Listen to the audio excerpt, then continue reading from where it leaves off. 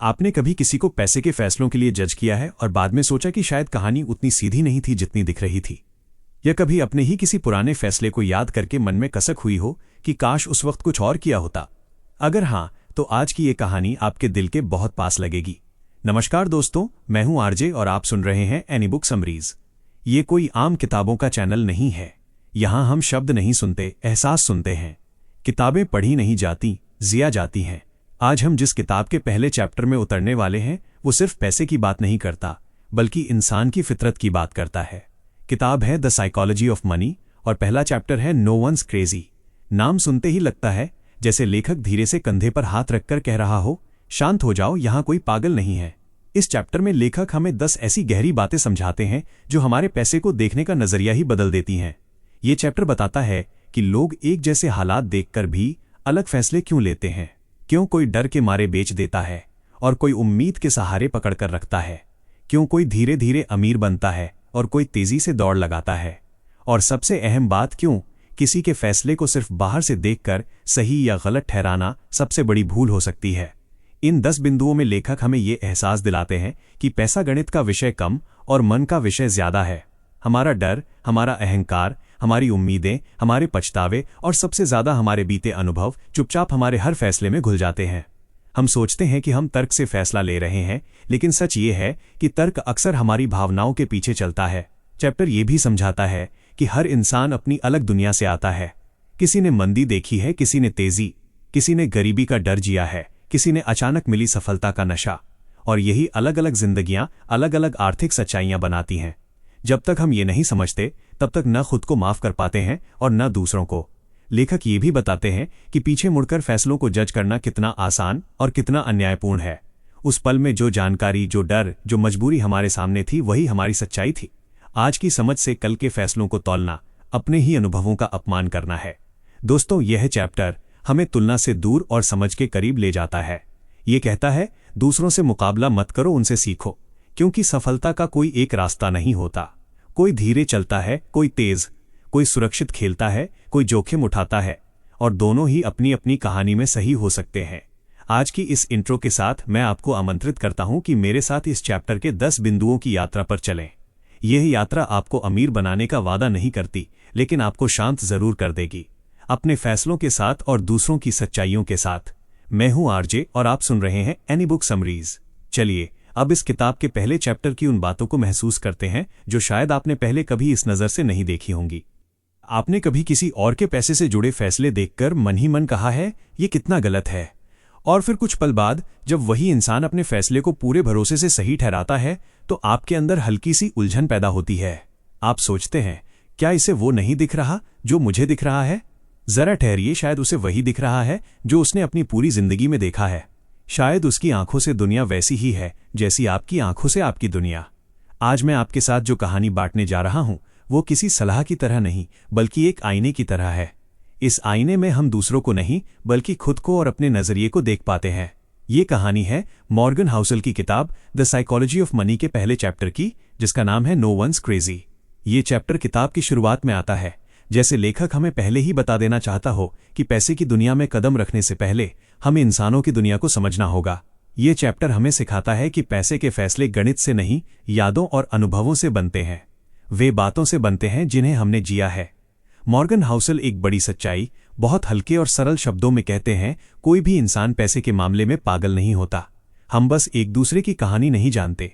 और यही बात दोस्तों हमारी जिंदगी के कई झगड़ों, जलन, तुलना और गलतफहमियों की जड़ है।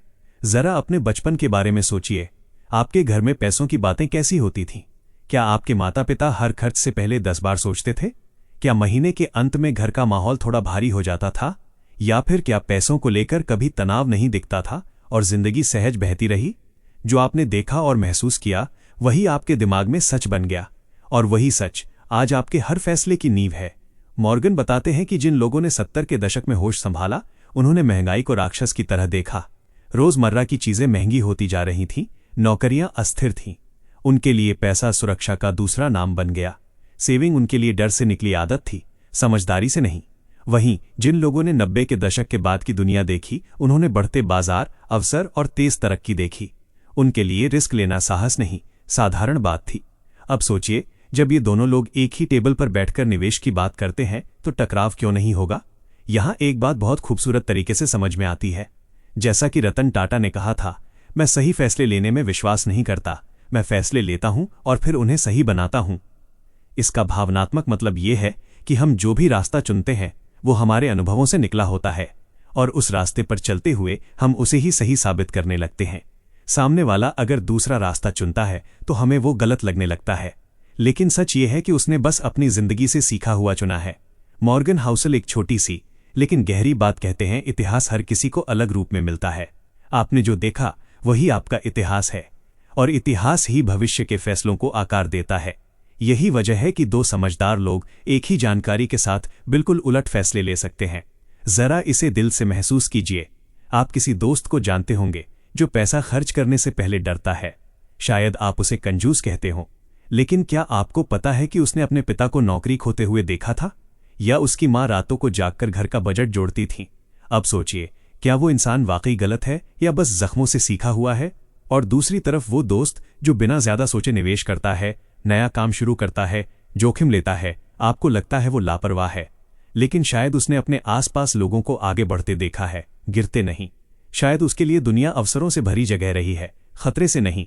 जैसा कि एपीजे अब्दुल कलाम ने कहा, अनुभव एक कठोर शिक्षक है क्योंकि वो पहले परीक्षा लेता है और बाद में सबक सिखाता है। इसका मतलब ये नहीं कि हम गलत हैं या सही, इसका मतलब है कि हम सब अपनी अपनी परीक्षाओं से गुजरे हैं और उन परीक्षाओं ने हमें अलग अलग इंसान बना दिया है। मॉर्गन हाउसल यहाँ हमें किसी को जज न करने की सीख नहीं दे रहे, बल्कि खुद को समझने की ताकत दे रहे हैं। जब आप ये मान लेते हैं कि कोई भी पागल नहीं है तो आपके भीतर एक शांति उतर आती है। आप बहस करने के बजाय सुनने लगते हैं, आप साबित करने के बजाय समझने लगते हैं। ये चैप्टर हमें ये भी बताता है कि वित्तीय शिक्षा सिर्फ किताबों से नहीं आती, वो जीवन से आती है और जीवन का सिलेबस हर किसी के लिए अलग होता है। कोई महंगाई पढ़ता है, कोई अवसर, कोई नुकसान पढ़ता है, कोई मुनाफा। जैसा कि ओपरा विन्फ्रे ने कहा, आप नहीं जानते कि कोई इंसान किस लड़ाई से गुजर रहा है। भाव यही है कि जब तक आप किसी की कहानी नहीं जानते उसके फैसले को समझना नामुमकिन है। मॉर्गन एक दृश्य खींचते हैं जैसे हम पुराने समय में खड़े हों, चारों तरफ अखबारों में डर की सुर्खियां हों, लोग नौकरियों के लिए लाइन में खड़े हों और उसी दौर में कोई बच्चा ये सब देख रहा हो। अब वही बच्चा बड़ा होकर पैसा हाथ में आते ही उसे कसकर पकड़ लेता है। उसके लिए पैसा आज़ादी नहीं, सुरक्षा है। अब सोचिए, क्या आप उससे कह सकते हैं ज्यादा खर्च करो, जिंदगी जियो? शायद नहीं। लेखक की सीख बहुत सरल है, लेकिन उसे अपनाना कठिन है। वे कहते हैं, दूसरों के पैसे के फैसलों को समझने से पहले उनकी कहानी सुनिए और अपने फैसलों को सही मानने से पहले ये स्वीकार कीजिए कि वे भी अधूरे अनुभवों से बने हैं। अपने जीवन में इसे लागू करना आसान है। अगली बार जब आप किसी को देखकर सोचें कि वो पैसे को लेकर गलत कर रहा है, तो बस एक सवाल खुद से पूछिए, अगर मैं उसकी जगह होता, उसकी जिंदगी जी होती, तो क्या मैं अलग होता? ये सवाल आपके भीतर एक नरमी ले आएगा। क्या आपने कभी महसूस किया है कि आपके माता पिता की आदतें आपके अंदर अपने आप आ गईं, चाहे आप उनसे सहमत हों या नहीं? यही तो मॉर्गन हाउसल समझाना चाहते हैं। पैसा सिर्फ नंबर नहीं है, वो यादों का बोझ है, उम्मीदों की परछाई है, डर और सपनों का मिला जुला रूप है। अंत में इस चैप्टर की आत्मा बस इतनी सी है, कोई भी पागल नहीं है। हम सब अपने अपने अनुभवों के हिसाब से समझदार हैं। जब आप ये मान लेते हैं तो न सिर्फ दूसरों के लिए बल्कि खुद के लिए भी थोड़ा ज्यादा दयालु हो जाते हैं और शायद उसी दया में पैसे के साथ हमारा रिश्ता थोड़ा बेहतर हो जाता है। आपने कभी सोचा है कि आपकी जिंदगी की कुछ घटनाएं चुपचाप आपके भीतर बैठकर फैसले लेने लगती हैं? आप सोचते हैं कि निर्णय आप ले रहे हैं, लेकिन असल में वही पुराने अनुभव बोल रहे होते हैं।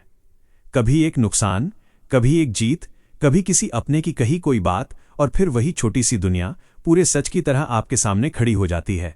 जरा अपने दिल से पूछिए, क्या आपने कभी कहा है, मेरे साथ जो हुआ वही असली हकीकत है? शायद आपने शब्दों में न कहा हो, लेकिन मन ने तो माना ही होगा।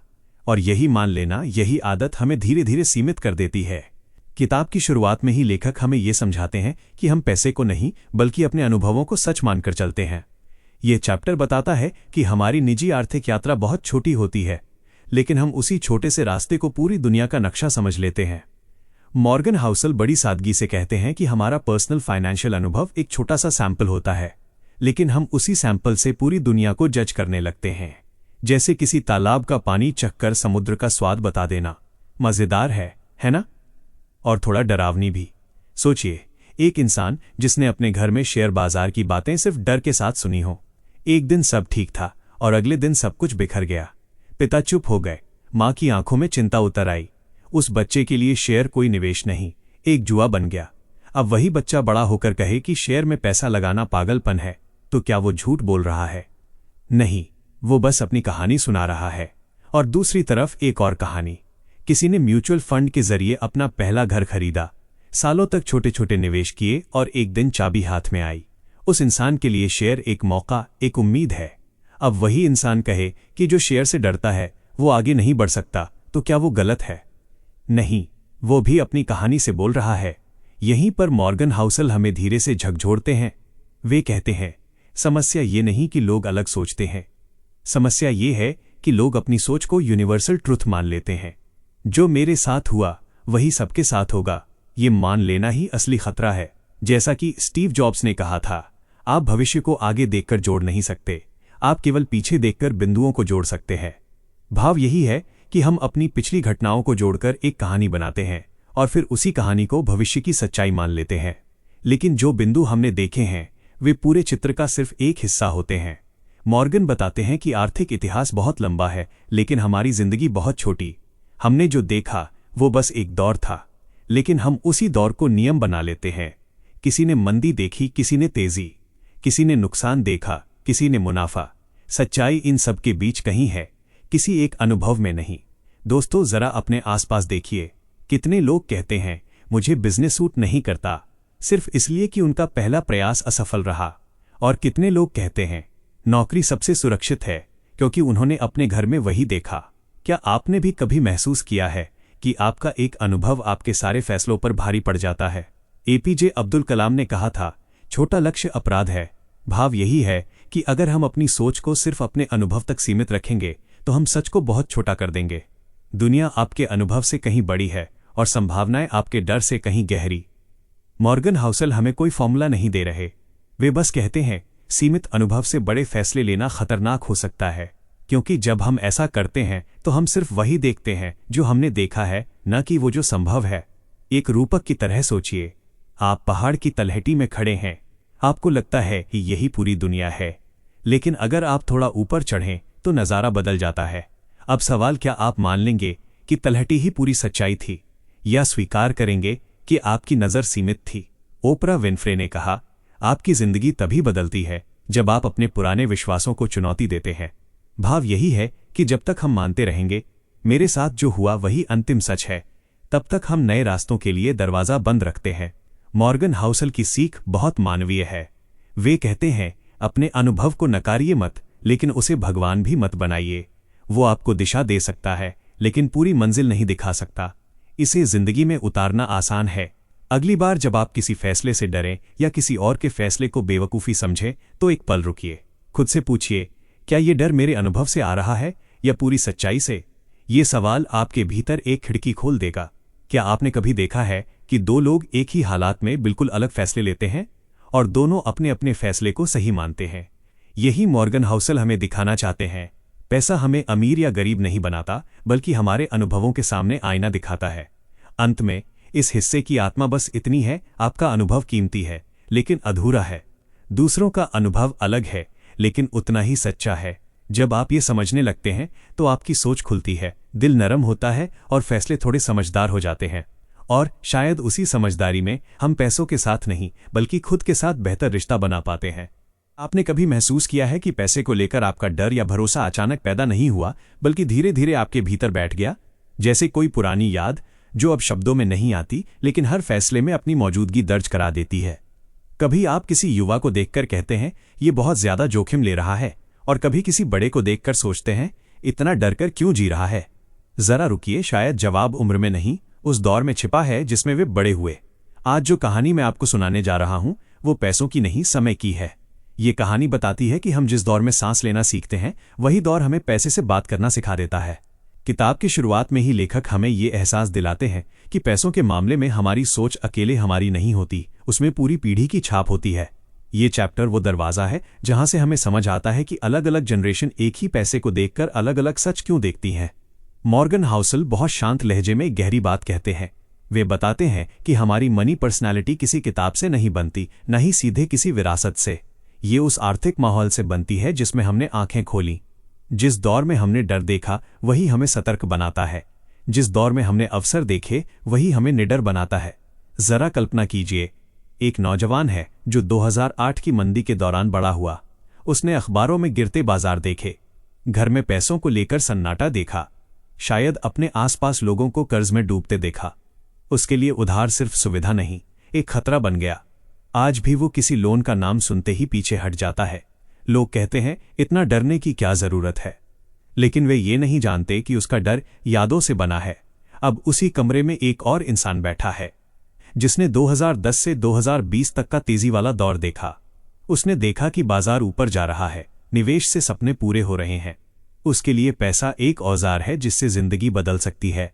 वो आक्रामक निवेश करता है, बड़े फैसले लेता है, और जब कोई उसे समझाने की कोशिश करता है तो मुस्कुराकर कहता है, जो जोखिम नहीं लेता वो आगे नहीं बढ़ता। अब बताइए, इन दोनों में कौन सही है? मॉर्गन हाउसल कहते हैं शायद दोनों, क्योंकि दोनों अपने अपने समय की सच्चाई जी चुके हैं।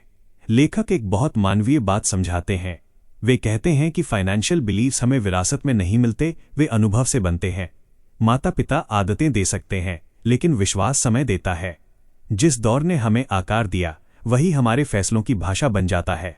जैसा कि रतन टाटा ने कहा, हर दौर की अपनी चुनौतियां होती हैं और उन्हीं से इंसान की सोच बनती है। भाव यही है कि आप किसी इंसान को उसके फैसलों से मत तौलो, बल्कि उसे उसके समय से समझने की कोशिश करो, क्योंकि वही समय उसके भीतर आज भी जिंदा है। दोस्तों, जरा अपने घर की पीढ़ियों को देखिए। दादा दादी आज भी नकद को सबसे सुरक्षित मानते हैं, माता पिता स्थिरता को प्राथमिकता देते हैं, और आज की पीढ़ी अवसरों की भाषा बोलती है। क्या आपने कभी सोचा कि ये फर्क समझ की कमी से नहीं बल्कि अनुभव की गहराई से आता है? मॉर्गन हाउसल एक रूपक बताते हैं, हर जनरेशन एक अलग मौसम में बड़ी होती है। कोई सूखे में, कोई बरसात में। जो सूखे में जीना सीख गया वो पानी बचाकर रखेगा, जो बरसात में बड़ा वो खुले में नाचने से नहीं डरेगा। दोनों को एक दूसरे पर हंसने का कोई हक नहीं। APJ अब्दुल कलाम ने कहा, इंसान वही बनता है जो वो अपने अनुभवों से सीखता है। अनुभव किताब की तरह नहीं होते जिन्हें बदला जा सके, वे भीतर उतर जाते हैं और धीरे धीरे हमारे फैसलों का हिस्सा बन जाते हैं। मॉर्गन हाउसल चेतावनी भी देते हैं। वे कहते हैं, अगर हम अलग जनरेशन को समझे बिना उनके फैसलों को जज करेंगे तो हम सिर्फ दूरी बढ़ाएंगे। युवा कहेंगे, ये पुराने लोग डरपोक हैं। बड़े कहेंगे, आजकल के बच्चों को कुछ समझ नहीं। सच्चाई ये है कि दोनों अपने अपने समय के हिसाब से समझदार हैं। एक छोटी कहानी सोचिए। एक पिता अपने बेटे को शेयर बाजार से दूर रहने को कहते हैं। बेटा नाराज हो जाता है। उसे लगता है कि पिता उसे आगे बढ़ने से रोक रहे हैं, लेकिन पिता के मन में आज भी वो दिन जिंदा है जब उन्होंने किसी को सब कुछ खोते देखा था। अगर बेटा उस डर को देख पाता तो शायद उसकी नाराजगी पिघल जाती। ओपरा विन्फ्रे कहती हैं, हर इंसान की प्रतिक्रिया उसके अतीत से निकलती है। भाव यही है कि जब आप किसी की प्रतिक्रिया समझ नहीं पाते तो शायद आप उसका अतीत नहीं जानते। मॉर्गन हाउसल की सीख नरम है। समझदारी का मतलब ये नहीं कि आप सही साबित हों, बल्कि ये कि आप दूसरों के नजरिए के लिए जगह बना सकें। जब आप ये मान लेते हैं कि अलग जनरेशन अलग दौर की पैदाइश है तो आपके भीतर एक ठहराव आता है। इसे अपनी जिंदगी में उतारना मुश्किल नहीं। अगली बार जब आप किसी युवा को बहुत जोखिम लेते देखें तो उसे लापरवाह कहने से पहले सोचिए उसने किस दौर में उम्मीद देखी है। और जब आप किसी बड़े को बहुत सतर्क देखें तो उसे पिछड़ा कहने से पहले याद रखिए उसने किस दौर में डर जिया है। क्या आपने कभी महसूस किया कि आपके अपने फैसले भी आपके समय की देन हैं? अगर आप किसी और दौर में पैदा हुए होते तो शायद आप भी अलग होते। यही एहसास हमें विनम्र बनाता है। अंत में इस हिस्से की आत्मा बस इतनी है, हर जनरेशन अपने समय की कहानी अपने साथ लेकर चलती है। जब हम उस कहानी को सुनना सीख लेते हैं तो जजमेंट की जगह समझ आ जाती है, और शायद उसी समझ में पैसे के साथ साथ रिश्तों में भी थोड़ी नरमी, थोड़ी शांति उतर आती है। आपने कभी महसूस किया है कि आप सब कुछ जानते हुए भी कोई फैसला नहीं ले पा रहे? सारे आंकड़े सामने हैं, समझ भी आ रहा है कि लंबे समय में यही सही है, फिर भी दिल के अंदर कहीं एक डर बैठा है, और वही डर सारी समझदारी पर भारी पड़ जाता है। जरा ठहरिए, क्या ये डर तर्क से आया है या किसी पुरानी याद से? कई बार ऐसा होता है कि दिमाग हमें आगे बढ़ने को कहता है, लेकिन दिल पीछे खींच लेता है, और हम सोचते हैं कि शायद हम कमजोर हैं। लेकिन सच ये है कि हम इंसान हैं, और इंसान नंबरों से नहीं, कहानियों से चलता है। आज की ये कहानी उसी टकराव की है, आंकड़ों और यादों की लड़ाई की। किताब की शुरुआत में ही लेखक हमें ये समझाते हैं कि पैसे की दुनिया में सही या गलत का फैसला सिर्फ डेटा से नहीं होता। यहाँ इंसान का मन चलता है और मन यादों से बना होता है। मॉर्गन हाउसल बहुत सलीके से कहते हैं कि डेटा हमें समझा सकता है, लेकिन फैसला कहानी करवाती है। आंकड़े हमें लंबे समय की तस्वीर दिखाते हैं, लेकिन इंसान छोटे समय का दर्द महसूस करता है, और वही दर्द, वही डर हमारे हाथ को रोक देता है। जरा सोचिए, कितनी बार आपने सुना है कि बाजार लंबे समय में हमेशा ऊपर जाता है। किताबों में लिखा है, ग्राफ में दिखाई देता है, विशेषज्ञ दोहराते हैं, लेकिन फिर भी जब कोई इंसान जिसने बाजार को गिरते देखा है निवेश से दूर भागता है, तो क्या वो बेवकूफ है? नहीं, वो बस उस दर्द को दोबारा नहीं जीना चाहता। डेटा कहता है कि समय के साथ चीजें ठीक हो जाती हैं, लेकिन यादें कहती हैं एक दिन में सब कुछ टूट भी सकता है। मॉर्गन बताते हैं कि इंसान का दिमाग गणित का कैलकुलेटर नहीं, बल्कि कहानी सुनाने वाला यंत्र है, और जिस कहानी में डर ज्यादा होता है वही कहानी हमें रोक देती है। कल्पना कीजिए, एक आदमी जो किसी क्रैश के दौरान निवेश में बैठा था। हर सुबह अखबार खोलते ही लाल निशान, फोन की घंटी बजती ही दिल धड़कने लगता। धीरे धीरे वो डर उसके भीतर बैठ गया। अब अगर आप उसे 100 आंकड़े दिखा दें, 100 साल का डेटा समझा दें, फिर भी जब वो निवेश की बात सुनेगा तो सबसे पहले उसे वही सुबह याद आएंगी, वही घबराहट, वही बेबसी। मॉर्गन हाउसल गहरी बात कहते हैं, इंसानी व्यवहार डेटा से नहीं, यादों से चलता है। यादें कभी निष्पक्ष नहीं होती, वे भावनाओं से रंगी होती हैं। जैसा कि स्टीव जॉब्स ने कहा, लोगों को ये नहीं पता होता कि उन्हें क्या चाहिए जब तक आप उन्हें दिखाते नहीं। भाव यही है कि इंसान अक्सर वही चुनता है जो उसे सुरक्षित महसूस कराए, ना कि जो आंकड़ों में बेहतर दिखता है। और सुरक्षित वही लगता है जिसे उसने बिना दर्द के जिया हो। मॉर्गन बताते हैं कि आंकड़े बहुत ठंडे होते हैं, उनमें दर्द नहीं होता, लेकिन इंसान का अनुभव गर्म होता है। उसमें डर, शर्म, पछतावा होता है, और वही भावनाएं फैसलों की दिशा तय करती हैं। दोस्तों, जरा अपने जीवन पर नजर डालिए। कितनी बार आपने सुना है, मुझे पता है ये सही है, लेकिन मेरा मन नहीं मान रहा। यही वो जगह है जहां डेटा हारता है और कहानी जीत जाती है। ओपरा विन्फ्रे कहती हैं, आपका दिमाग हर चीज को भूल सकता है, लेकिन दिल कभी नहीं भूलता कि उसने कैसा महसूस किया। भाव यही है कि आंकड़े दिमाग में रहते हैं, लेकिन अनुभव दिल में बस जाते हैं, और फैसले दिल से निकलते हैं। मॉर्गन हाउसल यहां ये नहीं कहते कि डेटा बेकार है, वे बस कहते हैं कि डेटा अकेला काफी नहीं है। अगर आप किसी इंसान को समझना चाहते हैं तो पहले उसकी कहानी समझिए, उसका डर समझिए, उसका दर्द समझिए। एक रूपक सोचिए, किसी ने आग में हाथ जला लिया। अब आप उसे कितनी भी बार समझाएं कि आग से खाना पकता है, फिर भी जब भी वो आग देखेगा हाथ पीछे हट जाएगा, क्योंकि उसके लिए आग एक आंकड़ा नहीं, एक याद है। एपीजे अब्दुल कलाम कहते हैं, मनुष्य का सबसे बड़ा शिक्षक उसका अनुभव होता है। अनुभव हमें किताब से ज्यादा सिखाता है, और वही अनुभव हमारे हर फैसले में बोलता है। मॉर्गन की सीख सरल और सच्ची है। समझदारी का मतलब ये नहीं कि आप सही साबित हों, बल्कि ये कि आप दूसरों के नजरिए के लिए जगह बना सकें। जब आप जान जाते हैं कि आपका फैसला किस कहानी से निकल रहा है, तो आप थोड़ा ठहर पाते हैं। रतन टाटा कहते हैं, जोखिम से डरना आसान है, लेकिन उससे भागना समाधान नहीं। भाव यही है कि डर को समझकर आगे बढ़ना ही असली समझदारी है। अंत में इस हिस्से की आत्मा बस इतनी है, आंकड़े हमें रास्ता दिखा सकते हैं, लेकिन कदम यादें उठवाती हैं।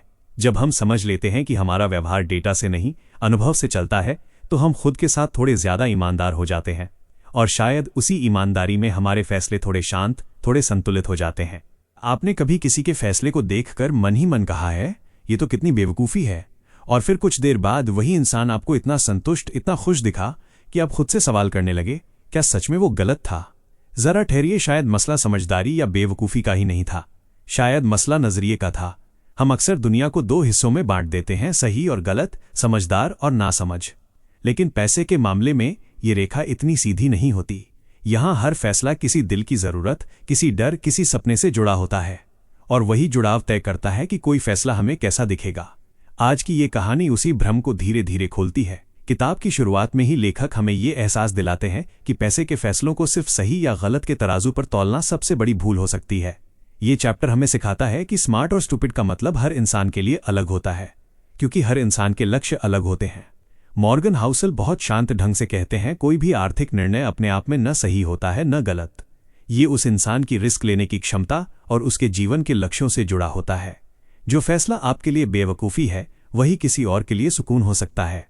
जरा एक तस्वीर सोचिए, एक इंसान शानदार गाड़ी कर्ज पर लेता है, हर महीने किस्त जाती है। लोग कहते हैं इतना पैसा गाड़ी में फंसा दिया, बेवकूफ़ी है।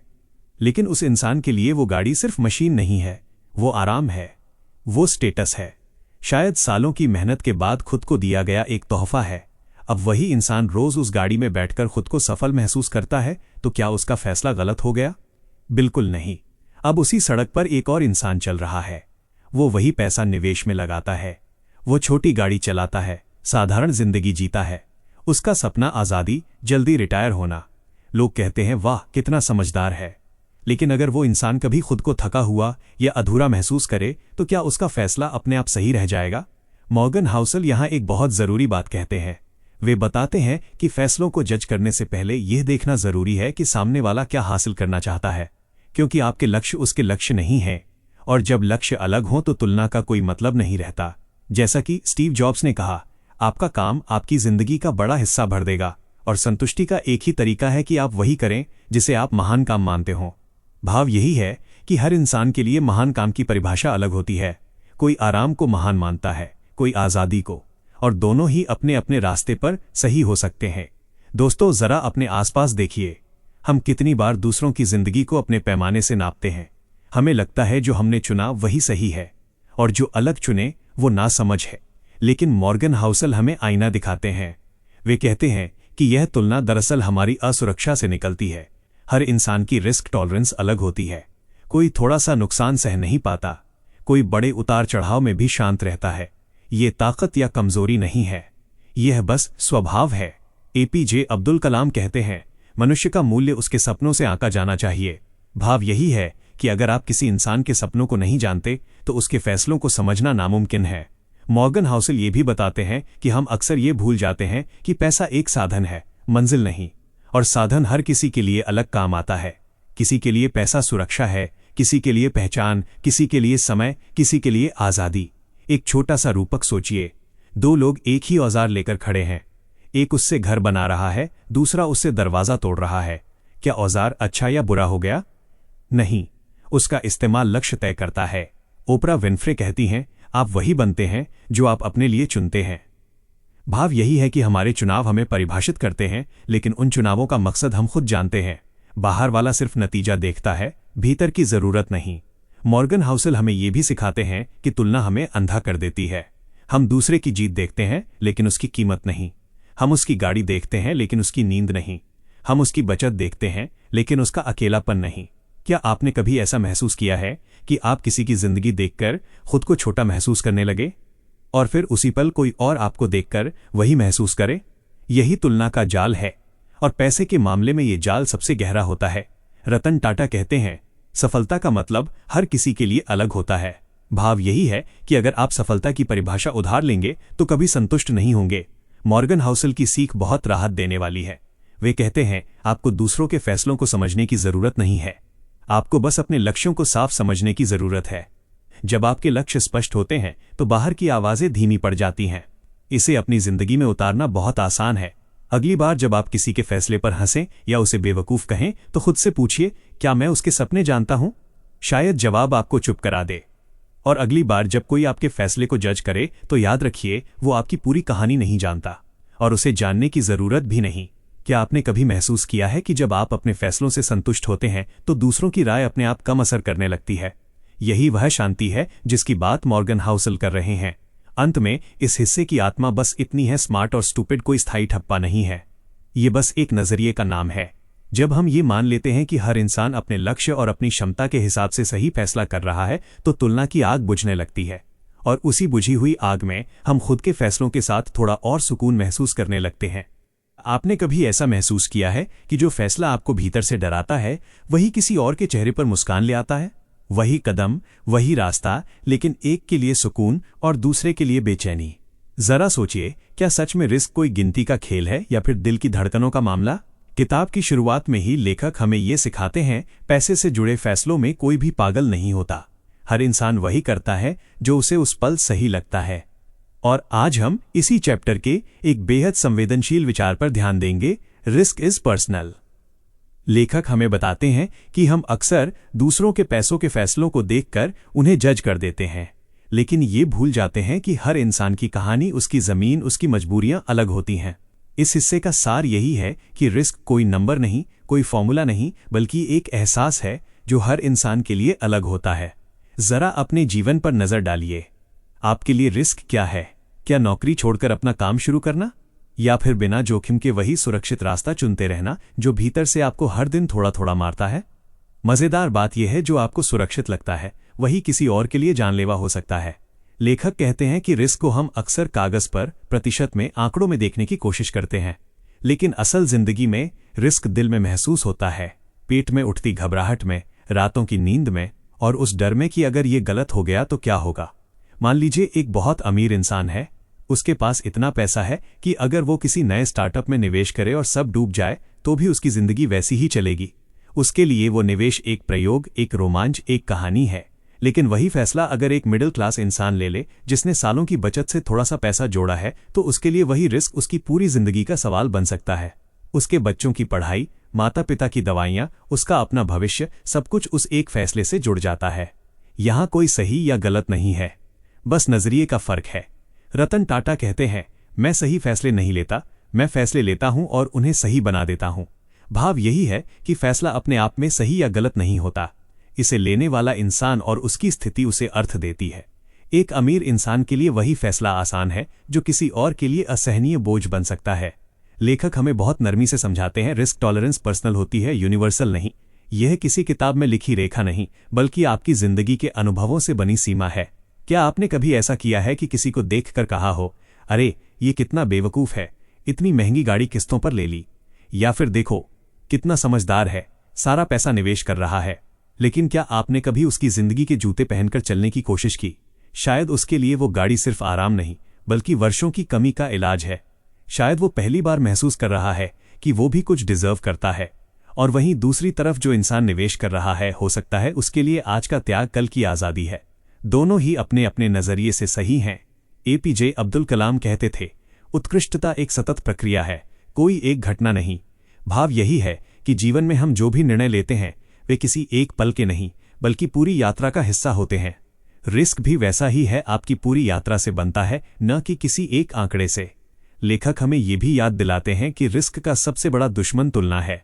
जब हम अपने फैसलों की तुलना दूसरों से करने लगते हैं तो हम अपनी कहानी भूल जाते हैं। आपके लक्ष्य अलग हैं, उनकी मंजिल अलग है, फिर रास्ता एक जैसा कैसे हो सकता है? जरा सोचिए, अगर जंगल में हाथी और हिरण दोनों एक ही रास्ते पर दौड़ें तो क्या दोनों के लिए वही रास्ता सुरक्षित होगा? बिल्कुल नहीं।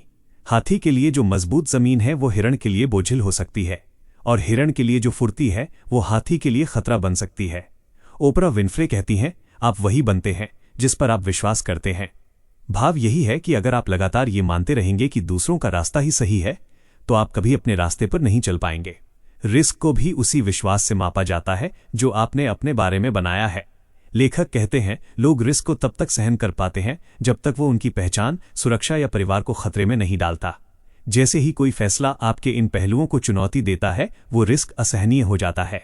यही वजह है कि हम कई बार दूसरों के फैसलों पर हंसते हैं और अपने फैसलों पर डरते हैं, क्योंकि हमें दूसरों की रातों की नींद नहीं दिखती, हमें सिर्फ उनका बाहरी फैसला दिखता है।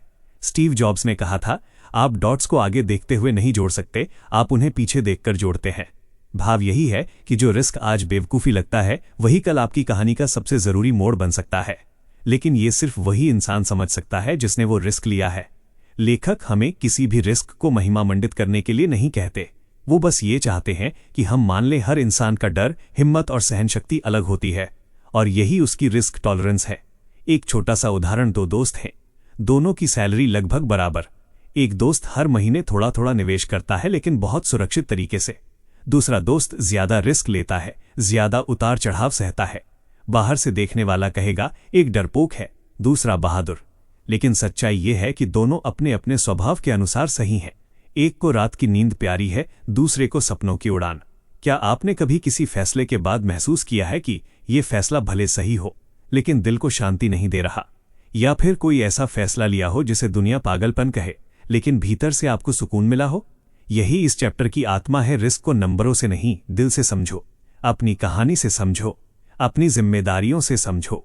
अंत में लेखक कोई फॉर्मूला नहीं देते, बस एक विनम्र अनुरोध है, जब भी किसी के पैसे के फैसले देखें, याद रखें आप उसकी पूरी कहानी नहीं जानते, और जब अपने फैसले लें तो दूसरों की कहानी को अपने ऊपर थोपने की कोशिश न करें।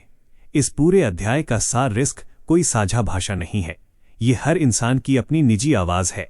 और जब आप उस आवाज़ को सुनना सीख लेते हैं तो न आप दूसरों को जज करते हैं न खुद को। शायद जिंदगी में सुकून इसी में है, अपने डर को स्वीकार करना, अपनी हिम्मत को पहचानना और ये मान लेना कि जो रास्ता हमारे लिए सही है वही हमारे लिए काफ़ी है। बाकी दुनिया वो तो हमेशा कुछ न कुछ कहती रहेगी। आपने कभी अपने दिल की धड़कनें सुनी है जब आपने पैसों से जुड़ा कोई फैसला लिया हो? वो हल्की सी घबराहट, वो मन के अंदर उठता सवाल, अगर गलत हो गया तो? और फिर कभी कभी वही फैसला लेते समय एक अजीब सी उम्मीद भी जागती है कि शायद यही रास्ता मुझे कहीं बेहतर जगह ले जाए। जरा सोचिए, अगर पैसे के फैसले सिर्फ दिमाग से लिए जाते तो दिल इतनी जोर से क्यों धड़कता? दोस्तों, आज जिस कहानी को हम साथ महसूस करने वाले हैं वो जुड़ी है मॉर्गन हाउसल की किताब द साइकोलॉजी ऑफ मनी के पहले चैप्टर नो वंस क्रेजी से। ये चैप्टर किताब की शुरुआत में ही हमें एक बहुत गहरी सच्चाई से मिलवाता है। पैसे के मामले में कोई भी इंसान पागल नहीं होता। हर इंसान अपने डर, अपनी उम्मीद, अपने अनुभव और अपने घावों के साथ फैसले लेता है। और यही हिस्सा हमें समझाता है कि मनी डिसीजन कभी भी सिर्फ गणित नहीं होते, वे हमेशा भावनाओं से रंगे होते हैं। ये हिस्सा हमें याद दिलाता है कि हम अक्सर सोचते हैं अगर लोग सही फॉर्मूला जान लें, सही आंकड़े समझ लें तो सब अमीर बन सकते हैं, लेकिन असल जिंदगी में ऐसा नहीं होता। क्यों? क्योंकि पैसे का व्यवहार मनोविज्ञान है, गणित नहीं। सही तर्क होना जरूरी है, लेकिन उससे भी ज्यादा जरूरी है अपने मन को संभाल पाना। जरा अपने आसपास देखिए, कितने लोग हैं जो सब कुछ जानते हैं, कौन सा शेयर अच्छा है, किसमें लंबी अवधि में फायदा है, फिर भी गलत समय पर बेच देते हैं। और कितने लोग ऐसे हैं जो नुकसान में भी उसी चीज को पकड़े रहते हैं। बाहर से देखने पर लगता है कि ये सब गलत फैसले हैं, लेकिन अंदर झांक कर देखिए तो वहां डर है, उम्मीद है, अहंकार है और पछतावा है। लेखक बताते हैं जब कोई इंसान घाटे में शेयर पकड़े रहता है तो वो लालची नहीं होता, वो उम्मीद से बंधा होता है। उसे लगता है शायद सब ठीक हो जाएगा, शायद मेरा फैसला गलत नहीं था। और जब कोई इंसान मुनाफे में जल्दी बेच देता है तो वो मूर्ख नहीं होता, वो डर से भाग रहा होता है, कहीं जो मिला है वो भी न चला जाए। यही भावनाएं हमारे हर फैसले के पीछे छिपी होती हैं। वॉरेन बफेट कहते हैं, शेयर बाजार धैर्यवान से अधैर्यवान की ओर पैसा स्थानांतरित करने का साधन है। भावार्थ यही है कि बाजार में हार या जीत सिर्फ जानकारी से तय नहीं होती, बल्कि इस बात से तय होती है कि आप अपनी भावनाओं को कितना संभाल पाते हैं। जो डर के आगे झुक जाता है वो अपना मौका खो देता है, और जो धैर्य रख पाता है वही आगे बढ़ता है। लेखक हमें ये भी याद दिलाते हैं, हम अपने पैसों के फैसलों में खुद को बहुत तर्कसंगत समझते हैं। हमें लगता है कि हम तो आंकड़ों पर चल रहे हैं, लेकिन सच्चाई ये है, आंकड़े अक्सर हमारे मन के फैसले को बस सही ठहराने का काम करते हैं। पहले दिल फैसला लेता है, फिर दिमाग उसके समर्थन में कारण ढूंढता है। क्या आपने कभी ऐसा किया है कि किसी चीज में पैसा लगाने का मन पहले ही बन गया हो और फिर आप बस उसी के पक्ष में लेख, वीडियो और सलाह ढूंढते चले गए हों? हम इसे रिसर्च कहते हैं, लेकिन असल में वो हमारी भावना की पुष्टि होती है। स्टीव जॉब्स कहते थे, आपका काम आपके जीवन का बड़ा हिस्सा भरने वाला है, और संतुष्ट रहने का एक ही तरीका है कि आप वही करें जिसे आप महान काम मानते हैं। भावार्थ यही है कि जब दिल शामिल होता है तभी हम किसी चीज से जुड़े रह पाते हैं। पैसे के फैसले भी ऐसे ही हैं। जब तक आप भावनात्मक रूप से संतुलित नहीं हैं, तब तक कोई भी रणनीति काम नहीं करती। लेखक कहते हैं, पैसा हमें वैसा ही महसूस कराता है जैसा हम भीतर से होते हैं। अगर भीतर डर है तो पैसा उस डर को बड़ा कर देता है। अगर भीतर लालच है तो पैसा उसे भड़का देता है। अगर भीतर धैर्य है तो पैसा उसे और मजबूत कर देता है। जरा सोचिए, एक आदमी है जिसने पहली बार शेयर बाजार में कदम रखा। शुरुआत में थोड़ा फायदा हुआ, दिल में खुशी, आत्मविश्वास बढ़ा। फिर एक दिन बाजार गिरा। वही आदमी जो कल तक बहादुर लग रहा था आज घबराया हुआ है, बार बार स्क्रीन देख रहा है, दिल तेजी से धड़क रहा है। दिमाग कहता है ये अस्थाई है, लेकिन दिल चिल्ला रहा है, बेच दो, अभी बेच दो। ये लड़ाई दिमाग और दिल की नहीं, ये लड़ाई डर और संयम की है। APJ अब्दुल कलाम कहते थे, उत्कृष्टता एक सतत प्रक्रिया है, कोई एक घटना नहीं। भावार्थ यही है कि सफलता या संपत्ति किसी एक सही फैसले से नहीं बनती, बल्कि बार बार अपनी भावनाओं को संभालने से बनती है। हर बार जब आप डर के बावजूद सही रास्ते पर टिके रहते हैं, आप थोड़ा और मजबूत बनते हैं। लेखक ये भी बताते हैं कि पछतावा पैसे की दुनिया की सबसे भारी भावना है। जब हम किसी मौके को खो देते हैं तो वो हमारे भीतर सालों तक चुभता रहता है, और यही पछतावा हमें अगली बार जरूरत से ज्यादा जोखिम लेने पर मजबूर कर देता है। जैसे पिछली बार मौका छूट गया, इस बार नहीं छोड़ूंगा। और यही सोच हमें कभी कभी बहुत गहरे गड्ढे में धकेल देती है। ओपरा विन्फ्रे कहती हैं, आप वही बनते हैं जिस पर आप विश्वास करते हैं। भावार्थ यही है कि अगर आप मानते हैं मैं अपने डर का गुलाम हूं, तो आप वैसे ही फैसले लेंगे। लेकिन अगर आप विश्वास करते हैं कि मैं अपनी भावनाओं को समझ सकता हूं, तो आप अपने पैसों के साथ भी बेहतर रिश्ता बना पाएंगे। लेखक कोई जादुई तरीका नहीं देते कि भावनाओं को खत्म किया जाए। क्यों? क्योंकि भावनाएं खत्म करने के लिए नहीं होती, समझने के लिए होती हैं। पैसे के फैसले हमेशा भावनात्मक रहेंगे। सवाल सिर्फ इतना है, क्या आप उन्हें पहचानते हैं या नहीं। एक छोटा सा उदाहरण मान लीजिए, आपने तय किया कि आप लंबी अवधि के लिए निवेश करेंगे। बाजार गिरता है, आप घबराते हैं। उस पल अगर आप अपने आप से पूछें, मैं अभी क्या महसूस कर रहा हूं, डर, गुस्सा या पछतावा, तो आप शायद तुरंत बेचने से रुक जाएं। भावना को नाम देना उसे थोड़ा कमजोर कर देता है। क्या आपने कभी महसूस किया है कि पैसे की चिंता सिर्फ पैसों की नहीं होती, वह आत्मसम्मान, सुरक्षा और भविष्य की चिंता होती है। जब ये सब एक साथ दिल पर हमला करते हैं, तब तर्क बहुत छोटा पड़ जाता है।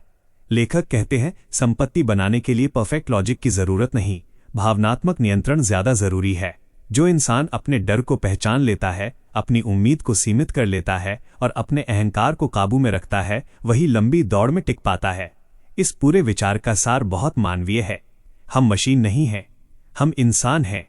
और इंसान होने का मतलब है डरना, उम्मीद करना, गलतियां करना और फिर उनसे सीखना।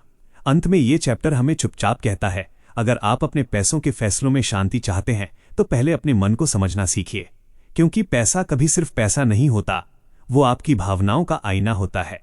शायद असली अमीरी वही है जब बाजार के शोर के बीच भी आपका दिल शांत रह सके, जब फायदा आपको अहंकारी न बनाए और नुकसान आपको तोड़ न दे, और जब आप समझ जाएं कि हर फैसला एक भावना से जन्म लेता है, तो आप खुद के प्रति थोड़ा और दयालु हो जाते हैं।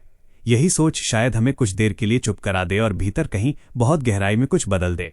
आपने कभी रात के किसी सन्नाटे में अपने पुराने फैसलों को याद किया है? वो फैसले जो उस समय बिल्कुल सही लगते थे, लेकिन आज पीछे मुड़कर देखने पर दिल में हल्की सी चुभन छोड़ जाते हैं। मन खुद से पूछता है, काश उस दिन ऐसा नहीं किया होता, काश थोड़ा रुक गया होता। लेकिन जरा ईमानदारी से सोचिए, क्या उस पल आपके पास आज जैसी जानकारी थी? क्या उस समय आपकी दुनिया वही थी जो आज है? दोस्तों, आज जिस एहसास को हम साथ महसूस करने वाले हैं, वो जुड़ा है मॉर्गन हाउसल की किताब द साइकोलॉजी ऑफ मनी के पहले चैप्टर नो वंस क्रेजी से। ये चैप्टर किताब की शुरुआत में ही हमें एक बहुत मानवीय सच्चाई से मिलवाता है। पैसे से जुड़े फैसले कभी पागलपन नहीं होते, वे उस समय की सच्चाई से जन्म लेते हैं। और यही विचार हमें ये समझाता है कि हर फैसला उस पल में समझदारी भरा होता है, भले ही भविष्य में वो गलत दिखाई दे। ये हिस्सा हमें ये दिखाता है कि हम अक्सर आज की जानकारी से कल के फैसलों को जज करते हैं, और यही सबसे बड़ा अन्याय है, खुद के साथ भी और दूसरों के साथ भी। जरा सोचिए, जब कोई फैसला लिया जाता है तो वो भविष्य की रोशनी में नहीं, बल्कि उस समय के अंधेरे या उजाले में लिया जाता है। उस पल हमारे सामने जो जानकारी होती है, जो डर होता है, जो उम्मीद होती है, वही हमारी पूरी दुनिया बन जाती है। लेखक कहते हैं, लोग हमेशा अपने अतीत के अनुभवों के सहारे भविष्य का रास्ता चुनते हैं। हम सब ऐसा ही करते हैं, और इसमें कुछ भी गलत नहीं है। क्यों? क्योंकि इंसान भविष्य देख नहीं सकता, वो सिर्फ यादों के सहारे अनुमान लगा सकता है। कोविड के दिनों को याद कीजिए, चारों तरफ अनिश्चितता थी, नौकरियां खतरे में थीं, अस्पतालों की खबरें डर से भर देती थीं। उस समय कितनों ने अपने निवेश बेच दिए और नकद पकड़ लिया। आज पीछे मुड़कर कोई कह सकता है, अगर तब निवेश बनाए रखते तो आज कितना फायदा होता। लेकिन उस समय प्राथमिकता फायदा नहीं थी, उस समय प्राथमिकता थी बचना, टिके रहना, सांस लेना। उस पल लिया गया फैसला गलत नहीं था, वह उस समय की सच्चाई के हिसाब से सबसे सुरक्षित रास्ता था। रतन टाटा कहते हैं, मैं सही फैसले लेने में विश्वास नहीं करता, मैं फैसले लेता हूं और उन्हें सही बनाता हूं। भावार्थ यही है कि फैसले भविष्य की गारंटी के साथ नहीं आते। हम जो चुनते हैं वही हमें उस पल सही लगता है, और बाद में हालात तय करते हैं कि वो कैसा साबित हुआ। लेखक हमें ये भी बताते हैं कि हाइंडसाइट यानी बाद में समझ आने वाली अक्ल बहुत क्रूर होती है। ये हमें भ्रम देती है कि जैसे सब कुछ पहले से साफ था, जबकि सच्चाई ये है कि जब हम फैसले ले रहे होते हैं तब रास्ता धुंध से भरा होता है। क्या आपने कभी किसी दोस्त के पुराने फैसले को जज किया है, यह कहकर कि उसने उस समय ऐसा क्यों किया? लेकिन अगर आप उसी समय उसी हालात में होते, वही डर महसूस कर रहे होते, तो शायद आप भी वही करते। एलन मस्क कहते हैं, जब कुछ पर्याप्त महत्वपूर्ण होता है तो आप उसे करते हैं, भले ही संभावनाएं आपके खिलाफ हों। भावार्थ यही है कि फैसले हमेशा जीत की उम्मीद से नहीं लिए जाते, बल्कि जरूरत और हालात से लिए जाते हैं। और वही जरूरत उस पल का सच होती है। लेखक कहते हैं कि इतिहास की किताबें हमेशा विजेताओं की कहानी सुनाती हैं। वे ये नहीं बताती कि उस समय कितनी अनिश्चितता थी, कितनी रातें बिना नींद के गुजरी थीं। हम जब अतीत को देखते हैं तो सब कुछ सीधा और साफ दिखता है, लेकिन उस समय वो रास्ता कांटों से भरा होता है। जरा अपने जीवन का कोई फैसला याद कीजिए, नौकरी बदलने का, किसी रिश्ते में जाने का या किसी बड़े खर्च का। उस समय आपने जितना सोचा उतना ही आपकी क्षमता थी। आज का आप ज्यादा समझदार लग सकता है, लेकिन वो समझ अनुभव से आई है, गलती से आई है। एपीजे अब्दुल कलाम कहते थे, अनुभव एक कठोर शिक्षक है, क्योंकि वो पहले परीक्षा लेता है फिर पाठ पढ़ाता है। भावार्थ यही है कि जीवन हमें पहले हालात में डालता है फिर समझ देता है। हम फैसले बिना पूरी जानकारी के लेते हैं और वही फैसले हमें आगे की समझ देते हैं। लेखक बताते हैं कि हम अक्सर अपने पुराने फैसलों पर कठोर हो जाते हैं, खुद को दोष देते हैं, लेकिन ये भूल जाते हैं कि उस समय हमने अपनी पूरी समझ लगा दी थी। उससे ज्यादा हमारे पास कुछ था ही नहीं। एक छोटी सी कहानी सोचिए। बारिश में फंसा एक आदमी जिसके पास छाता नहीं है। वो किसी पेड़ के नीचे खड़ा हो जाता है। बाद में बारिश रुक जाती है और लोग कहते हैं, सड़क के किनारे दुकान में क्यों नहीं घुस गया? लेकिन उस समय उसे दुकान दिखी ही नहीं थी। उसे सिर्फ वही पेड़ दिखा जो सबसे पास था। हमारे फैसले भी ऐसे ही होते हैं। हम वही चुनते हैं जो उस पल सबसे पास और सबसे सुरक्षित लगता है। ओपरा विन्फ्रे कहती हैं, आप अपने जीवन को पीछे की ओर देखकर समझते हैं, लेकिन जीते आगे की ओर हैं। भावार्थ यही है कि समझ हमेशा बाद में आती है, फैसले हमेशा अंधेरे में लिए जाते हैं, और यही इंसानी होना है। लेखक हमें ये सिखाना चाहते हैं कि किसी के फैसले को जज करने से पहले ये समझो कि उस समय उसकी दुनिया कैसी थी, उसकी जानकारी क्या थी, उसका डर क्या था, क्योंकि फैसले कभी खाली दिमाग से नहीं, भरे हुए दिल से लिए जाते हैं। एक व्यावहारिक बात, अगर आज आप अपने किसी पुराने निवेश को देखकर पछताते हैं तो एक पल रुकिए, खुद से पूछिए, उस समय मेरी प्राथमिकता क्या थी? सुरक्षा, शांति, परिवार या भविष्य? जवाब शायद आपको खुद से थोड़ा नरम बना दे। क्या आपने कभी महसूस किया है कि हम अपने अतीत से उतने नाराज हैं जितने शायद होने की जरूरत नहीं? लेखक का संदेश बहुत शांत और करुण है।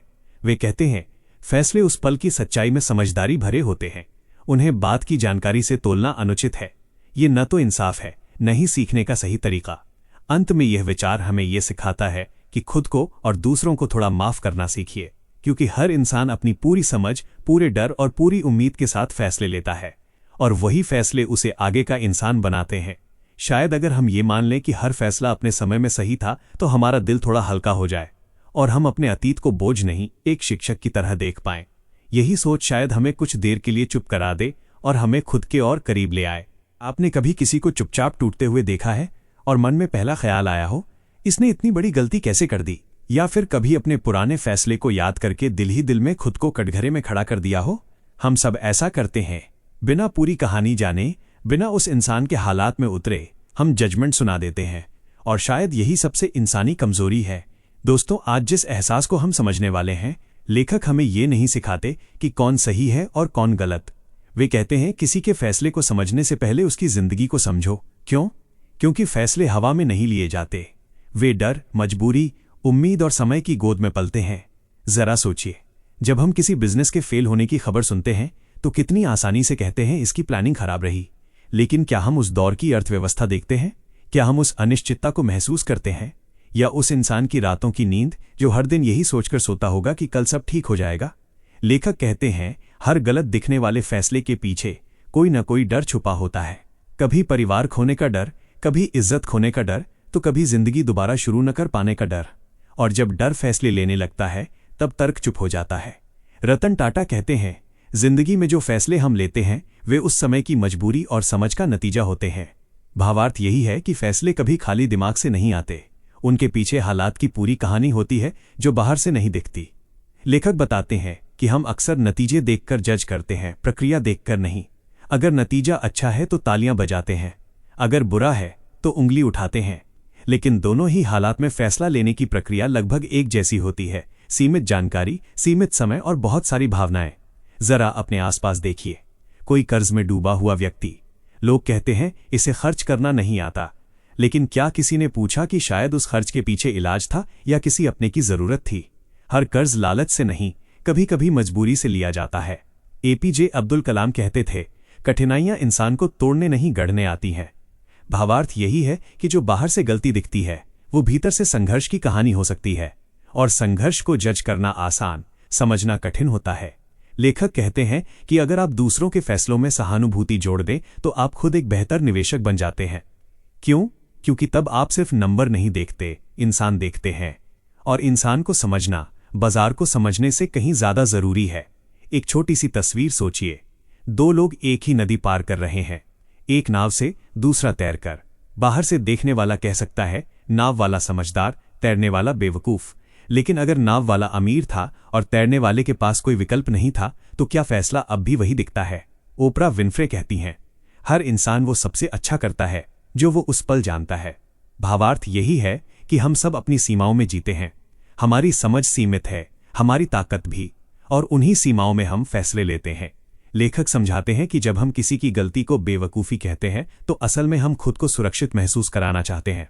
हमें लगता है हम ऐसा नहीं करेंगे, लेकिन सच्चाई यही है कि अगर वही हालात, वही समय और वही डर हमारे सामने होते तो शायद हम भी वही करते। क्या आपने कभी अपने दोस्त को गलत निवेश करते देखा है और सोचा मैं होता तो ऐसा नहीं करता? लेकिन क्या आपने कभी खुद को उसकी जगह रखकर देखा?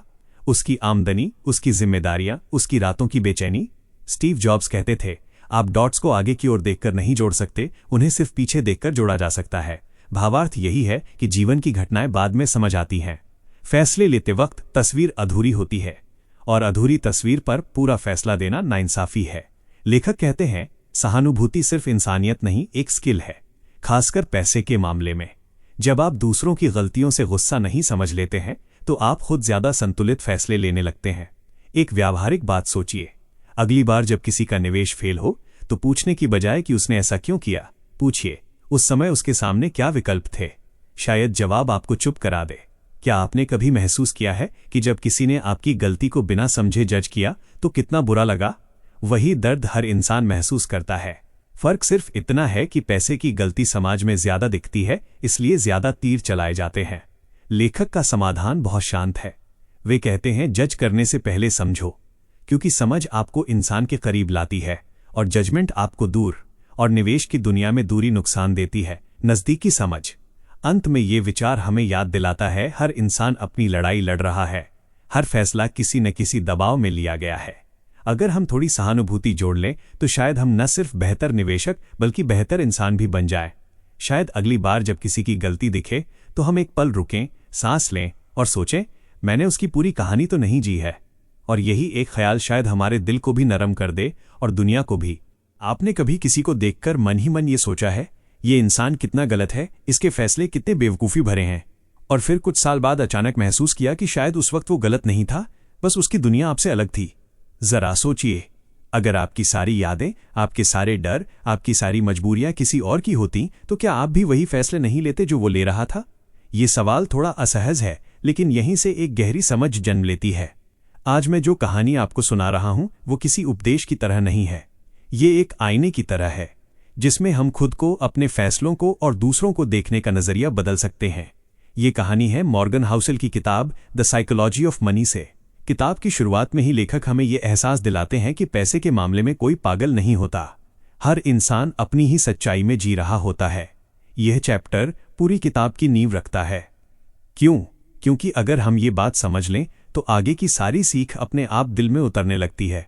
इस चैप्टर का मुख्य संदेश ये है, हर इंसान की रियलिटी अलग होती है, और जब तक हम उस रियलिटी को स्वीकार नहीं करते तब तक हम न तो सीख सकते हैं और न ही सही फैसले ले सकते हैं। सफलता का कोई एक रास्ता नहीं होता। कोई धीरे धीरे चलता है, कोई तेज दौड़ता है, कोई शांति से निवेश करता है, कोई जोखिम लेकर आगे बढ़ता है। दोनों सही हो सकते हैं क्योंकि दोनों की जिंदगी की परिस्थितियां अलग हैं। जरा अपने आसपास देखिए, कोई इंसान धीरे धीरे पैसा जोड़ता है, लंबी अवधि तक इंतजार करता है और एक दिन बहुत मजबूत स्थिति में खड़ा होता है, और कोई ऐसा भी है जो आक्रामक तरीके से फैसले लेता है, तेजी से ऊपर जाता है, कभी गिरता है फिर संभलता है। हम अक्सर इनमें से किसी एक को सही और दूसरे को गलत ठहरा देते हैं, लेकिन सच्चाई यह है कि हम उनकी पूरी कहानी जानते ही नहीं। लेखक कहते हैं, जब आप ये मान लेते हैं कि हर इंसान की रियलिटी अलग है, तभी आप सच में सीखना शुरू करते हैं, वरना हम बस तुलना करते रहते हैं। तुलना हमें छोटा महसूस कराती है, लेकिन समझ हमें बड़ा बनाती है। यहाँ मुझे रतन टाटा का एक वाक्य याद आता है, मैं बहुत जल्दी सफल नहीं हुआ, लेकिन मैंने बहुत गहराई से सीखा। भावार्थ यही है कि हर इंसान की यात्रा का समय अलग होता है। कोई जल्दी चमकता है, कोई देर से, लेकिन दोनों की चमक की कीमत और कहानी अलग होती है। जब हम ये बात समझ लेते हैं तो हमें किसी की रफ्तार से जलन नहीं होती। अब जरा एक कहानी की तरह सोचिए। दो दोस्त हैं, दोनों ने एक ही दिन निवेश शुरू किया। पहला दोस्त नौकरी में है, उसकी आमदनी स्थिर है, परिवार का सहारा है, वह धीरे धीरे सुरक्षित तरीके से आगे बढ़ता है। दूसरा दोस्त खुद का काम करता है, उसकी आमदनी कभी ऊपर जाती है, कभी नीचे। उसे जल्दी आगे बढ़ना है क्योंकि समय कम और जिम्मेदारियां ज्यादा हैं। वो ज्यादा जोखिम लेता है। बाहर से देखने वाला कहेगा दूसरा दोस्त लापरवाह है, लेकिन अगर आप उसकी रियलिटी में कदम रखें तो उसके फैसले आपको समझ आने लगेंगे। लेखक हमें यही सिखाना चाहते हैं। हम अक्सर परिणाम देखकर फैसले का मूल्यांकन करते हैं, लेकिन फैसला हमेशा उस समय की स्थिति के लिए लिया जाता है। किसी का व्यापार असफल हो जाता है और लोग कह देते हैं यार प्लानिंग ही खराब थी, लेकिन असल में उस समय हालात ही ऐसे थे कि कोई भी वही करता। एपीजे अब्दुल कलाम कहते थे उत्कृष्टता एक सतत प्रक्रिया है, कोई एक घटना नहीं। भावार्थ ये कि किसी एक असफलता से किसी इंसान को आंकना उसकी पूरी यात्रा को नकार देना है। हर गिरावट के पीछे एक कोशिश, एक सपना होता है। दोस्तों, पैसे और निवेश के मामले में ये बात और भी गहरी हो जाती है, क्योंकि यहाँ डर, लालच, सुरक्षा और भविष्य की चिंता सब एक साथ काम करते हैं। कोई इंसान धीरे चलता है तो शायद उसने अपने माता पिता को संघर्ष करते देखा हो। कोई बहुत जोखिम लेता है तो शायद उसने कम उम्र में बहुत कुछ खो दिया और अब खोने को कुछ नहीं बचा। लेखक कहते हैं दूसरों से तुलना मत करो, उनसे सीखो। ये लाइन सुनने में साधारण लगती है, लेकिन इसमें जिंदगी बदलने की ताकत है। तुलना हमें ये बताती है कि हम कहाँ कम हैं। सीख हमें सिखाती है कि हम बेहतर कैसे बन सकते हैं। स्टीव जॉब्स ने कहा, आप आगे देखकर बिंदुओं को नहीं जोड़ सकते, उन्हें पीछे देखकर ही जोड़ सकते हैं। भावार्थ यही है कि हर इंसान अपने समय में सही फैसले लेने की कोशिश करता है, बाद में जाकर ही कहानी समझ आती है। जरा अपने जीवन पर नजर डालिए। क्या आपने कभी ऐसा फैसला लिया जो उस समय सही लगा, लेकिन आज देखकर आप खुद पर हंसते हो? उस वक्त आप गलत नहीं थे, बस उस वक्त की जानकारी और भावनाओं के साथ जी रहे थे। जब हम ये मान लेते हैं कि हर इंसान की रियलिटी अलग है, तो हमारे अंदर एक नरमी आ जाती है। हम कम जज करते हैं, ज्यादा समझते हैं, और यही समझ हमें बेहतर निवेशक और बेहतर इंसान बनाती है। लेखक सिखाते हैं कि सफलता का कोई तय फॉर्मूला नहीं है। जो रास्ता आपके लिए सही है, जरूरी नहीं कि वही किसी और के लिए सही हो, और जो रास्ता किसी और के लिए काम कर गया, जरूरी नहीं कि वो आपके लिए भी वैसा ही काम करे। ओपरा विन्फ्रे कहती हैं, हर इंसान की कहानी सुनने लायक होती है अगर आप सच में सुनना चाहें। जब आप दूसरों की कहानी सुनते हैं तो आप उनकी पसंद, फैसलों और रफ्तार को समझ पाते हैं। यह समझ खासकर तब काम आती है जब हम बाजार में उतार चढ़ाव देखते हैं। कोई गिरावट में भी शांत रहता है, कोई घबरा जाता है। बाहर से हम कह देते हैं ये कमजोर है, लेकिन शायद उसकी जिंदगी में सुरक्षा की कीमत बहुत ज्यादा है, और जो शांत है शायद उसने पहले भी बहुत कुछ झेला है। लेखक हमें ये नहीं कहते कि कौन सा तरीका सही है और कौन सा गलत। वे बस कहते हैं हर तरीके के पीछे एक कहानी होती है, और जब तक हम उस कहानी को नहीं समझते, हमारा नजरिया अधूरा है। अंत में यह पूरी बात एक ही धागे में बंध जाती है। जब आप ये स्वीकार कर लेते हैं कि हर इंसान की रियलिटी अलग है, तो आप खुद से भी नरमी से पेश आते हैं। आप अपने फैसलों को लेकर खुद को कोसना बंद कर देते हैं और समझ जाते हैं कि आप भी उस वक्त अपनी सबसे अच्छी समझ के साथ आगे बढ़ रहे थे। ये अध्याय हमें सिखाता है कि पैसे की दुनिया में सबसे बड़ी पूंजी है समझ और सहानुभूति। जब आप दूसरों की रफ्तार से तुलना करना छोड़ देते हैं, तब आप अपनी चाल को पहचान पाते हैं, और शायद यही वो शांति है जो हर इंसान ढूंढ रहा है। तो अगली बार जब आप किसी के फैसले पर सवाल उठाएं, एक पल रुकिए, उसकी रियलिटी के बारे में सोचिए। हो सकता है उस पल आपको कुछ सीखने को मिल जाए जो आपकी अपनी यात्रा को और आसान बना दे। और शायद आप महसूस करें इस दुनिया में कोई भी पागल नहीं है, हम सब बस अपनी अपनी कहानियों में जी रहे हैं। आपने कभी गौर किया है कि जब पैसे का फैसला लेना होता है तो हमारा दिल अक्सर दिमाग से पहले बोलने लगता है?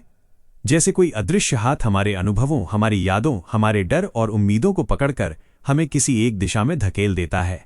और बाद में जब सब कुछ शांत हो जाता है, तब हम खुद से पूछते हैं हमने ऐसा क्यों किया?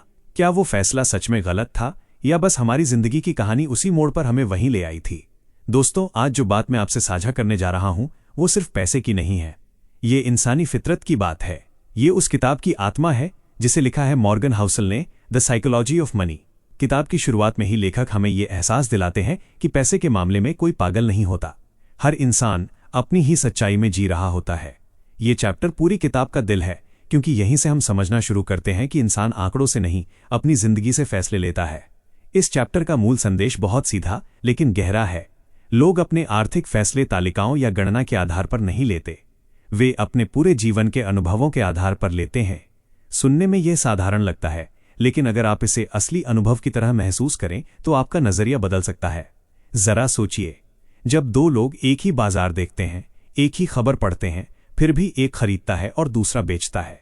बाहर से देखने वाला कहेगा एक सही है, दूसरा गलत, लेकिन अंदर से देखें तो दोनों अपनी अपनी जिंदगी के अनुभवों के हिसाब से सही होते हैं।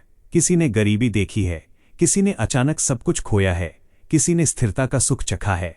ये सारे अनुभव हमारे फैसलों में बिना आवाज के शामिल हो जाते हैं। लेखक हमें बताते हैं कि पैसे का रिश्ता दिमाग से कम और दिल से ज्यादा होता है। हम जो कुछ भी झेल चुके होते हैं वही हमारी सोच की नींव बन जाता है। अगर किसी ने बचपन में पैसों की कमी देखी है तो वो बड़े होकर सुरक्षा को सबसे ऊपर रखेगा। अगर किसी ने कम उम्र में सफलता देखी है तो वो जोखिम से नहीं डरेगा। यहाँ रतन टाटा की एक बात याद आती है, मैंने अपने फैसले हमेशा अपने अनुभवों से सीखे सबक के आधार पर लिए हैं, न कि सिर्फ आंकड़ों के भरोसे। भावार्थ यही है कि अनुभव हमें वो सिखा देता है जो कोई किताब या गणना नहीं सिखा सकती। दोस्तों, इस चैप्टर में लेखक ये भी बताते हैं कि हम अक्सर दूसरों के फैसलों को बहुत आसानी से जज कर देते हैं। हमें लगता है कि हम उनके स्थान पर होते तो बेहतर करते, लेकिन हम भूल जाते हैं हम उनकी जगह नहीं हैं। हमने उनकी जिंदगी नहीं जी है, हमने उनके डर महसूस नहीं किए हैं। जरा एक पल के लिए खुद को किसी और की कहानी में रख कर देखें। मान लीजिए किसी ने बड़ा जोखिम लिया और नुकसान हुआ। लोग कहते हैं ये तो मूर्खता थी, लेकिन शायद उस इंसान ने पहले भी जोखिम लिया और जीता था। उसके लिए जोखिम लेना ही सामान्य था। उसके अनुभवों ने उसे वही सिखाया था। यहाँ एपीजे अब्दुल कलाम का विचार याद आता है, अनुभव एक कठोर शिक्षक है। वो पहले परीक्षा लेता है और बाद में सबक सिखाता है। जिंदगी हमें पहले झटका देती है और फिर समझ आती है। वही समझ अगली बार हमारे फैसलों में उतर जाती है। लेखक ये भी बताते हैं कि यही वजह है कि एक ही सलाह सबके लिए काम नहीं करती। कोई कहता है जोखिम लो तभी आगे बढ़ोगे, कोई कहता है सुरक्षित रहो तभी टिक पाओगे। दोनों सही हो सकते हैं क्योंकि दोनों की जिंदगी की कहानी अलग है। दोस्तों, जरा अपने जीवन की किसी बड़ी आर्थिक याद को याद कीजिए। शायद पहली नौकरी का दिन, पहली बड़ी खरीदारी या कोई नुकसान जिसने आपको हिला दिया हो। उस दिन आपने जो महसूस किया वही आज भी कहीं न कहीं आपके फैसलों में झलकता है। हम चाहे जितना भी खुद को तर्कसंगत समझ लें, हमारी भावनाएं हमेशा हमारे साथ रहती हैं। यहाँ ओपरा विन्फ्रे का वाक्य सटीक बैठता है, आपकी जिंदगी की हर कहानी आपको वही इंसान बनाती है जो आप आज हैं। लेखक हमें यह भी सिखाते हैं कि अगर हम बेहतर निवेशक बनना चाहते हैं तो हमें दूसरों को भी समझना होगा। जब हम ये मान लेते हैं कि हर इंसान अपनी जिंदगी के चश्मे से दुनिया देख रहा है, तब हम कम गुस्सा करते हैं, कम जज करते हैं और ज्यादा सीखते हैं। जरा सोचिए, किसी ने अचानक सब कुछ बेच दिया और नकद में चला गया। आप कह सकते हैं ये डरपोक फैसला था, लेकिन अगर उस इंसान ने पहले किसी संकट में सब कुछ खोया हो तो उसके लिए शांति सबसे बड़ी कमाई होगी। उसके लिए ये फैसला गलत नहीं बल्कि सुकून देने वाला था। स्टीव जॉब्स की बात याद आती है, आप आगे देखकर जीवन के बिंदुओं को नहीं जोड़ सकते, आप उन्हें पीछे देखकर ही जोड़ पाते हैं। आज जो फैसला अजीब लग रहा है वो किसी के जीवन की लंबी कहानी का हिस्सा हो सकता है।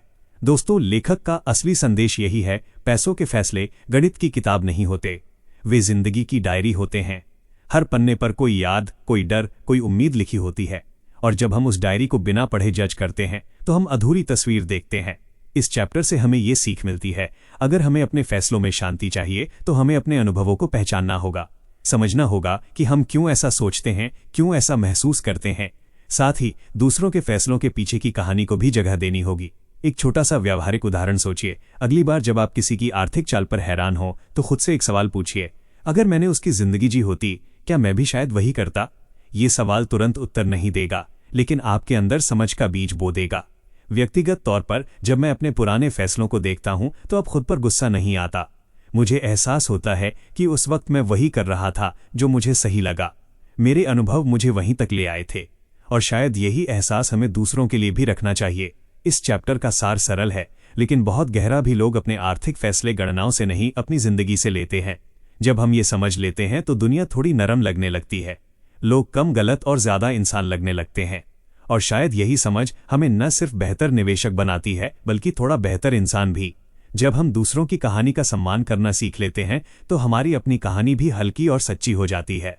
दोस्तों, आज हमने देखा कि पैसे के फैसले सिर्फ नंबर्स या स्प्रेडशीट से नहीं बनते। हर इंसान के फाइनेंशियल चॉइसेस उसके जीवन के अनुभव, डर, उम्मीद और उस समय की परिस्थितियों से बनते हैं। कोई भी इंसान पागल नहीं होता, बस उसकी कहानी और उसके अनुभव उसे ऐसा सोचने पर मजबूर करते हैं। हमने जाना कि पर्सनल एक्सपीरियंस, पीढ़ियों के अनुभव, रिस्क टॉलरेंस और अलग अलग रियलिटीज हमारे डिसीजंस को शेप करते हैं। किसी ने मार्केट क्रैश देखा तो उसने डर के कारण इन्वेस्टमेंट कम किया। किसी ने बुल मार्केट देखा तो उसने अग्रेसिव इन्वेस्टिंग चुना। यही सब हमें बताते हैं कि हर इंसान का नजरिया अलग होता है और हर डिसीजन अपने कॉन्टेक्स्ट में सही हो सकता है। जरा सोचिए, अगर हम दूसरों के फैसलों को समझने की कोशिश करें, उनके अनुभवों में एम्पैथी दिखाएं और सिर्फ जजमेंट करने के बजाय समझने की कोशिश करें, तो हमारी फाइनेंशियल थिंकिंग कितनी शांत और समझदार बन सकती है। दोस्तों, अगर आपको ये वीडियो पसंद आया तो कृपया इसे लाइक जरूर करें, और अगर आपको लगता है कि ये आपके दोस्तों या परिवार के लिए भी मददगार हो सकता है तो इसे शेयर करें। अपनी राय और अनुभव कमेंट में साझा करें। मैं जानना चाहता हूं कि आप इन पॉइंट्स से क्या सीखते हैं। और हाँ, अगर आप चाहते हैं कि हम और भी किताबों की ऐसी आत्मीय और भावनात्मक समरीज लाते रहें तो हमारे चैनल एनीबुक समरीज को सब्सक्राइब करें। मैं हूं आरजे और आप सुन रहे हैं एनीबुक समरीज। याद रखिए, पैसे की साइकोलॉजी समझना सिर्फ वेल्थ बनाने की कला नहीं है, बल्कि खुद की कहानी और दूसरों की कहानी को समझने की कला है। अगले वीडियो में हम फिर मिलेंगे एक नई किताब, एक नई कहानी और नए एहसास के साथ।